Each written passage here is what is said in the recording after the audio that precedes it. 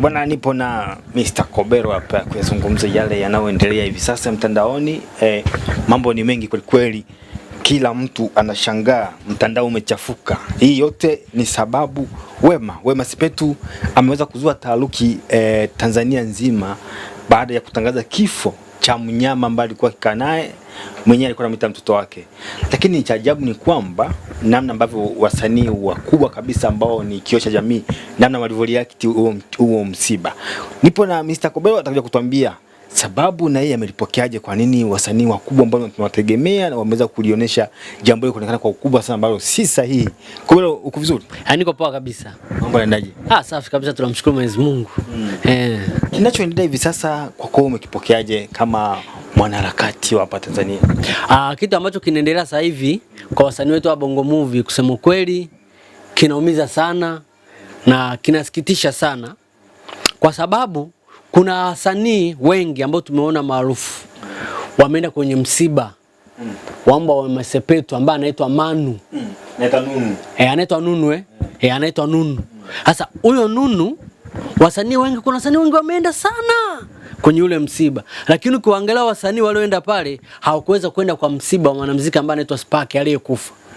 Hawakwenda hata kutoa mchango, lakini wameenda kwenye msiba wa mbwa. Na tunajua kwamba msiba wa mbwa wanapotakiwa kuhudhuria ni nini? Ni mbwa, sababu si mbwa ndo amekufa. Sasa tunashinda tuwaweke sehemu gani? Wao wameenda kwenye msiba wa mbwa kuhudhuria na wajaenda kwenye msiba wa nini? Wa mwanadamu mwenzao. Kitu ambacho kweli kinasikitisha ni kwamba wasanii wengi wa Tanzania wanapenda kusapotiana kwenye vitu vya kipumbafu. Vitu ambavyo wanajua kwamba mimi sikutoka hapa tu unakwenda, halafu unapata kiki. Unaona wale wasanii watu ukiwachunguza walioenda pale kwenye ule msiba, hakuna msanii alienda kwamba ana mapenzi ya kweli, kwamba ameenda tu kweli amepelekwa na msiba. Wale wameenda pale kwa sababu wanajua kwamba hii issue ita trend.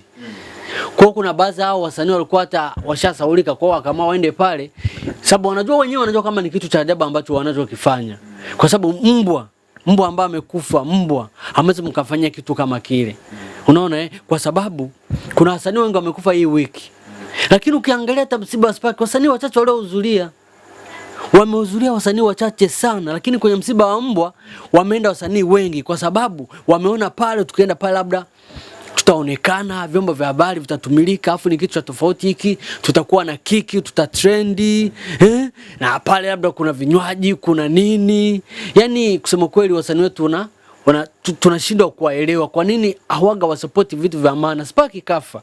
Spark alikuwa anaishi mazingira ambapo wale walitakiwa waende wamsupport, hata mzazi wake wamachie kitu kidogo, lakini wao wameenda zile hela kuzitoa kwenye mbwa. Yaani wameenda kutoa kwenye mbwa. Sasa wewe ni mbwa, wewe mbwa huyo wewe ulimzaa, wanasemaga uchungu wa maana ujue mzazi. Au wewe mbwa ulimnunua ulikuwa unaishi naye, watu wanakuja pale, una uchungu gani na ule mbwa? Unaona Kwa sasa tunaweza tukaona kwamba wasanii walichokifanya ni kibaya. Bora wangeanzia kwenye msiba wa Spark, wakaenda pale afu ndo wakaenda kwenye msiba wa Manu. Katikati hapo kama amekufa tena, sijui ni mtoto wake, sijui ni babake na Temba. Nafikiri mdogo wake sasa. Mdogo wake na Temba ndo amekufa.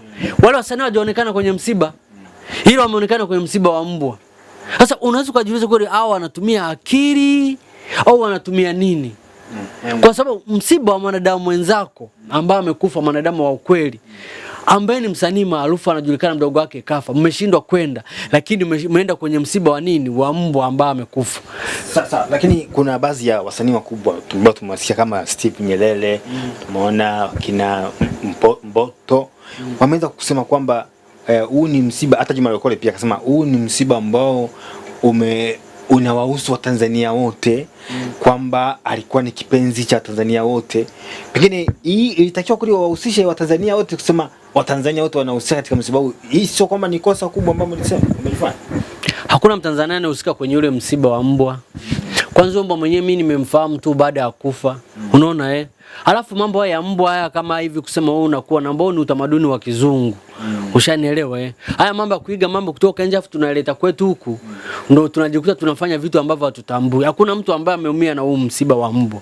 Kwa sababu ni mbwa. Mbwa tunajua kuna mbwa wa aina nyingi. Kuna mbwa wale ambao ni walinzi, kuna mbwa wale ambao ni tuseme kama ni mapambo. Sasa hao mbwa ambao ni mapambo, wengi wanaopenda kuwa nao ni wazungu, sababu wao ndio utamaduni wao, wao wanapenda mbwa. Lakini hicho kitu kwetu sisi ni kitu cha tofauti kabisa. Ndio maana hata sisi wa Tanzania hatuungi mkono, kwa sababu hizo sio tamaduni zetu. Haiwezekani kwenye msiba wa mbwa mrundikane, alafu msiba wa binadamu wenzenu waliokufa tena ni maarufu mshindwe kwenda. Unaona? Kwa hiyo inaonyesha kabisa kwamba nyinyi mnapendelea sehemu ambayo ya mbwa. Sasa mkiuma, sasa msitombe sisi pesa tuwachangie mkombe mbwa. Yes, mnaona mna support msiba wa mbwa. Basi sisi huku siku mkija mkapata tatizo, msije mkombo kwa tunaomba jamani mtuchangie hivi na hivi. Wakati nyinyi mlishikana kwenye msiba wa temba mkashindwa, msiba wa spaki mkashindwa, mkaenda kwenye msiba wa mbwa.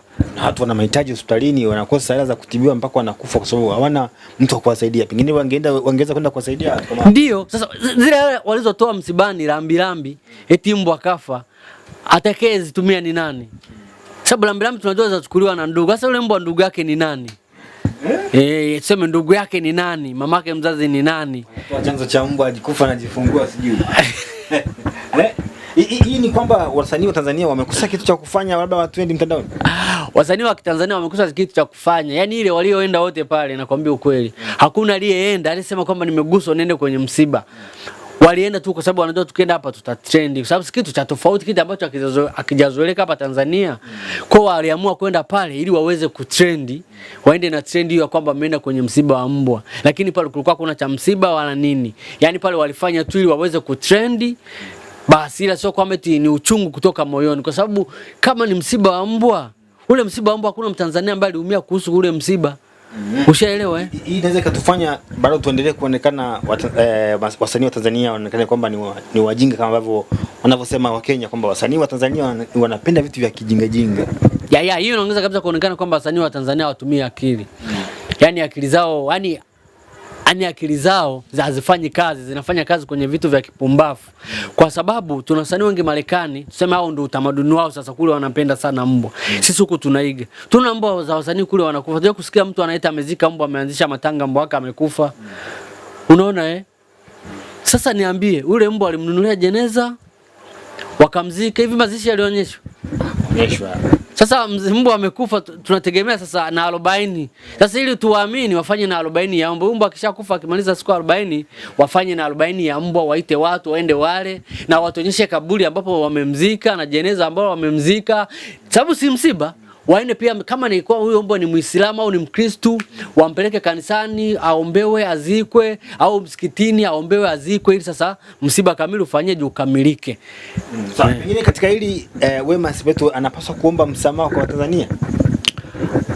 Wema Sepetu kwa hiki kitendo alichokitenda cha kusababisha kwanza watu wasiende kwenye msiba ya watu binadamu wenzao wakaenda kwenye msiba wa mbwa. Sio kama anaja kuomba msamaha, kwa sababu ameamua yeye mwenyewe, sio kosa kisheria. Yeye mwenyewe ndiye ameamua kwamba bwana, mimi mbwa wangu amekufa, basi acha nimfanyie msiba. Maybe amefanya hivyo ili aweze kupata pia hata hela ya mchango, si ndio kwamba changiwe apate chochote kitu. Lakini ukiangalia wengi walioenda pale kwa Wema, so mtu ati from nowhere akatoka hapa kaenda, ni wale watu ambao wako naye karibu.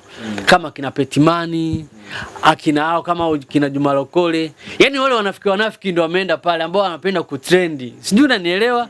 Hakuna mtu mwenye akili zake ambaye ameenda pale kwenye yule msiba. Ni wale watu ambao wanapenda kutrendi. Ndio akatoka hapo akaenda kwenye yule msiba wa mbwa. Na kweli wametrendi, ndio maana mpaka sasa hivi tunaongelea. Kwa lengo lao limefanyaje, limetimia. Lakini kusema kwamba labda walikuwa wanaumia kweli, yani wana uchungu kweli, hakuna kitu kama hicho. Wale walikuwa wameenda sababu wanajua kitu kita trendi, na ndio maana na media zikaenda pale. Lakini kama wangekuwa wako serious kweli ni msiba, basi mbwa nakwambia wangepeleka kanisani afanywe mazishi, wapeleke msikitini afanywe mazishi, tungefanya mazishi pia kumsindikiza, tengenezewe na jeneza na kuzika pia wangeshiriki. Lakini wao wameshiriki tu kwenye lambelambi, wameenda ametoa pesa pale kidogo, wamekula, basi maisha. Yani walikuwa wanajifurahisha wao wenyewe. Sio unajua kila mtu na akili yake, wamejifurahisha jinsi ambavyo wao wameona kwamba tukifanya hiki tutafurahi, lakini sio kitu ambacho ni cha serious. Wakati kunatokea issue ya huo msiba wa mbwa, wakati huo kulikuwa kuna msiba wa kuna mtu alionekana akiwa amekatwa kichwa huko katika mto Msimbazi. Pengine wasanii kama wakubwa walitakiwa waangalie mambo makubwa kama hayo, pengine wakemee kupitia mtandaoni katika channel zao. Itakiwa kile chanzo wakemee. Sababu ya si mauaji. Kama ni mauaji ya watu ambao kusupport vitu kama vile. Sasa kama yani ni mauaji, na maana kama ni mauaji wasanii walitakiwa wakemee. Ndo fursa sasa hapa ndo tungeona nguvu ya wasanii. Unaona wasanii wa Kenya wanakemeaga mabaya sana. Sasa hawa wanashindwa kukemea kitu kama hicho, mauaji ya kuua hawa watu, wanaenda kwenye msiba wa mbwa. Unajua kwamba wasanii wa Tanzania sisi wanapenda nini? Ujinga. Hakuna msanii anayependa kitu cha maana ambacho anaweza kufanya akaja akakumbuka kwenye jamii kwamba alifanya kitu fulani na nchi fulani.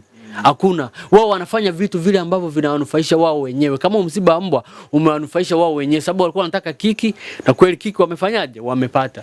Miongoni mwa baadhi ya maneno yalizungumzwa na wasanii wakubwa pale, walizungumza kwamba Wema Sepetu alikuwa na yule Nunu kama mfariji wake, alikuwa anampa faraja.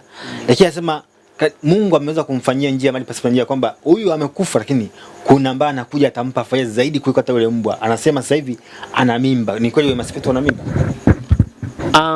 Kuhusu mimba sijajua. Kwa sababu gani Wema Sepetu anashindwa kumwamini? Kwa sababu kuna wakati alikuwa yuko na Idris Sultani. Alisemaga na ujauzito.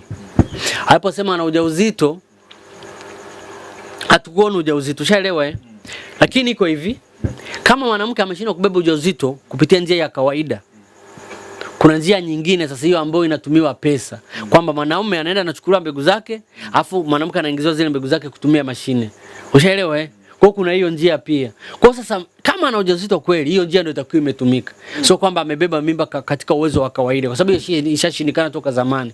Kwa hata kuwa akatumia pesa nyingi kwa ajili ya kupanikiza zile mbegu ili aweze kupata ujauzito. Lakini siwezi kuliongelea rasmi 100% kwa sababu Wema Sepetu shamzoea ni mwongo. Alishadanganyaga na ujauzito kabisa wakati kuna Idris Sultan akapiga na picha, tunaona tunatumba na nini. Sasa tusubiri ili ajifungue. Kama akijifungua, mimi na uhakika atakuwa akapanikiza mbegu. Lile Juma Lokole anaweza kawa anadanganya?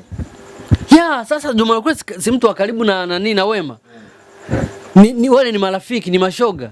Kwa anaweza akaongea kwamba wewe nenda bwana useme mimi na ujauzito. Lakini sasa kama wanadanganya, wanajidanganya wenyewe, sababu mimba ujauzito tunajua ni miezi 9. Miezi 9 ikipita hajajifungua atakuwa alikuwa anajidanganya mwenyewe. Lakini pia kumbuka hii sio mara ya kwanza. Alishawahi kudanganya kwamba ana ujauzito wakati yuko kwenye mahusiano na Idris Sultani. Wema Sepetu akasema ana ujauzito, wakapiga na picha, tukaona kabisa tumbo.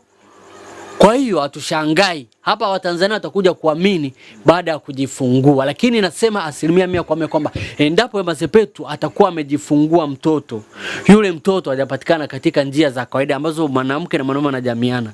Yule atakuwa amepatikana, mwanaume amechukua mbegu za mwanaume wakampandikiza. Ile unapandikizwa kwa nguvu. Hata kama kizazi chako ni kigumu kuchukua mbegu, kinachukua kwa nguvu. Kwa kutumia mashine. Kwa hiyo dunia sasa hivi kukosa mtoto kwamba una nguvu za kiume ni wewe, ni umaskini wako.